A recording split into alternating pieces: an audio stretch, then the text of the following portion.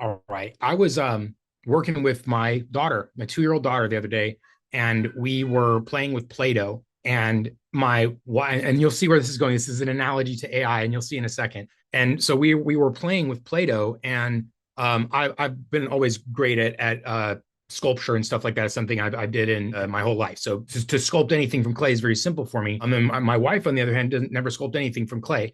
And so we're playing with Play-Doh, and my wife was trying to show her how to do simple things like a ball and like a snake, right? You do these things to make a little snake and a little ball with Play-Doh. And it's really important for a child to go through these milestones of learning how to do the very basic things first. And those very basic things are very rewarding, right? When a child says, "Oh, look, I made a ball." And let's face it, guys, humans, children, adults, it's the same basic psychology, just with a bunch of baggage on top of it. And when humans, adults even, have a rewarding experience, that sends the signals to our brain, right? That something positive occurred. So if I were to tell my daughter, well, don't bother making the balls and the snakes, you can't do anything with those. If you don't make a sculpture that's ready to submit for making money, then don't bother, right? And that's counterproductive. And I want to say the same thing, guys, with AI, is if your goal immediately is at the outset of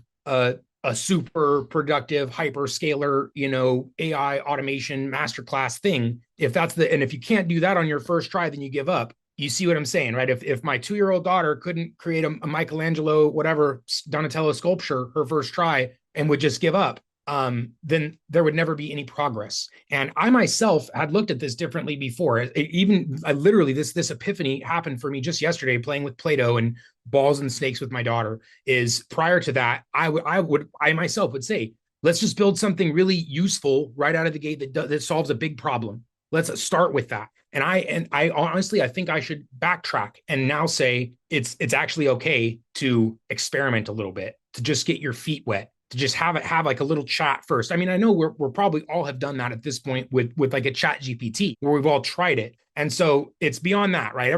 That's the ball and the snake, right? Is talking to chat GPT. That's the equivalent of the ball and the snake. And so once you learned how to create a ball and a snake with Play-Doh, what can you do next, right? Well, then you might start taking different colors and different pieces and now making some type of sculpture, like a teddy bear or something, cat, who knows? And that's exactly the progression with AI. So we've all made a ball and a snake, hopefully all with a chat GPT, and you said, "Hey, show me something cool. Just, talk to me." You searched something and it impressed us. So now the next thing is not to try to build the Michelangelo sculpture. That's actually the mistake, right? The next thing is to do what's logically progressive from the ball and the snake, which is something still simple in nature, but just a step above, where we're now connecting two things. And so this is where I think the most important task, the most important thing we can start with, and the simplest thing for everybody with AI, is something to do with email, because email is all mostly text based. It's meaning it has much less room for error,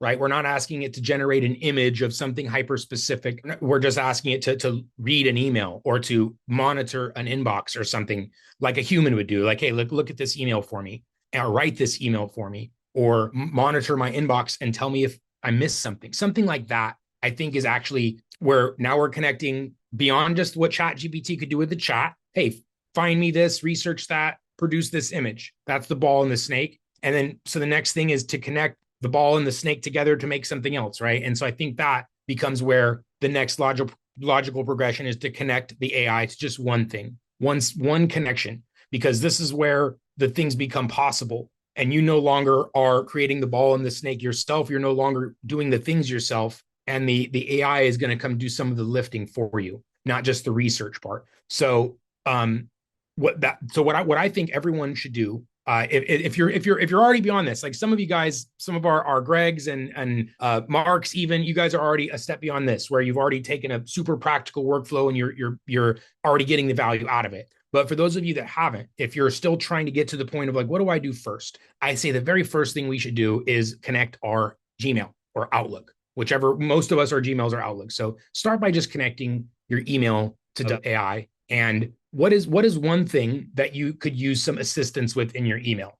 I know for me personally, I sometimes miss important emails. Like it came in over the weekend and I forgot to go check, or it came in at night and I forgot to check the night before. So that's the first thing that I actually started with is I want you to monitor my inbox. And if something important comes in that I don't respond to from yesterday, remind me of that. Put it right here in front of my face and like summarize it for me. And so that is the first thing that I started with. And I think that for, again, that was a personal issue for myself of like, okay, sometimes I miss important emails. Some people are really good at that. Sometimes some people have inbox zero, like they delete everything, they read everything, delete everything. It's all clean. If that's you, obviously email's not the place that you need help with. It's something else possibly. So, but I think connecting your email to your AI tool is the first kind of connection. And then talking about what problem do you have with your email? Have you ever missed something important? Have you ever forgot to follow up? Have you ever, something like that, right? Again, everyone's business is so unique that it's everyone's even within real estate or mortgage, right? I've talked to 10 different loan officers that have 10 different email problems they're trying to deal with. And so what is that one little tiny thing? Don't worry about the Michelangelo statue yet, right? We don't need a masterpiece. Unless you're already there, right? Some of us are there. Some of us are ready to build masterpieces, and that's fine. But I think most of us still need to build the first thing. And if you're in that boat and you haven't connected your email or haven't taken that first step yet, then, and if you're here or if you're watching this recording after, then I encourage you to take an action here, because we do these trainings every single day. And it's just, I'm providing the intro to a concept right now. But outside of this, we're going to dive deep into one-on-one support, right? If you need help with any part of this, you can come here. And we also have the one-on-ones available. So I know people out there right now are charging ridiculous amounts of money, $1,000 setup fees and 5,000, literally in the thousands of dollars to set up something that AI already does. They're like, oh, well, you can implement this Claude code thing and you can do these systems. And they have these massive setup fees that they're charging because it's like, oh, well, look, I spent a couple of hours. So that warrants these thousands of dollars of fees because you don't know how the technology is working. And I'm here to tell you guys, don't fall for that right now. You don't go bite the big bullet because you think that you have to.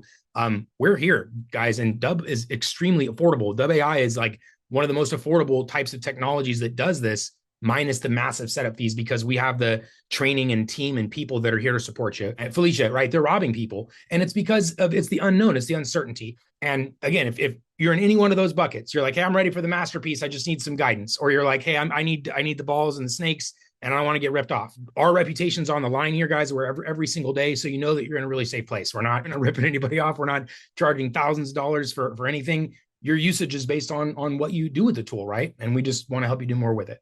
So anyway, last thing I'll say is if you are watching this recording or in the live here, we're gonna pivot in a moment. You can comment directly on this video anywhere you see it, YouTube, social, on the playlist in Dub. You can come and communicate directly with our team, support at dub.com, ai.dub.com. We're all here, humans, ready to intercept the AIs when needed.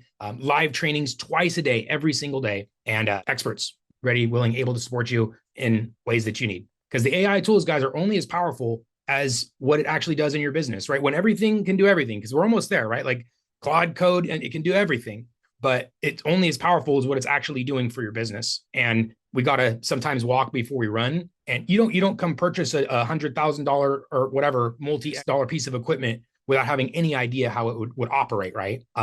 But people are doing that because of the hype and the marketing. They're like, look, you just buy the thing and just do it. And so you guys have a safe haven here, and you can refer people here, and you can benefit from that, right? Through the partner program even. So all that to say, guys, it's about community. Technology is awesome. And you know, I should show that thing that I described. By the way, if you're still watching, that one thing that one most important first connection, I will show you guys how that works very quickly.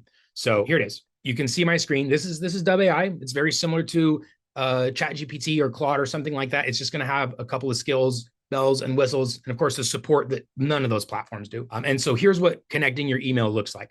On the left, under integrations, you will find, I have a ton already connected, so you won't see any of those, but you will see this search here, and you'll type in Gmail or Google, just type it, spell it right, click the connect button. And if you want, you can even see some of the details here of all the different things that Dub AI can actually do with this connection. So besides send emails, right, it can read the emails, draft the emails, list things, label things, organize your entire inbox, right? Whatever you want, like anything you could do in Gmail, your Dub AI can do in your Gmail for you. So I don't read this whole list. That's ridiculous. I'm not saying that, but just be aware. Those are all the things that it can support. And it is literally just as simple as clicking a button. You're not pasting passwords and logins and stuff like that. You usually just click a button. So Gmail or Outlook, and click the connect button, and that will connect your Gmail and Outlook directly to Dub. And then from there, you go to a chat and you tell it what you want. Dub AI, I want you to monitor my inbox once a day, read from the day before, see if I missed anything important, summarize it here. In fact, draft the follow-up, draft the message that I should have sent that I forgot to, draft it for me.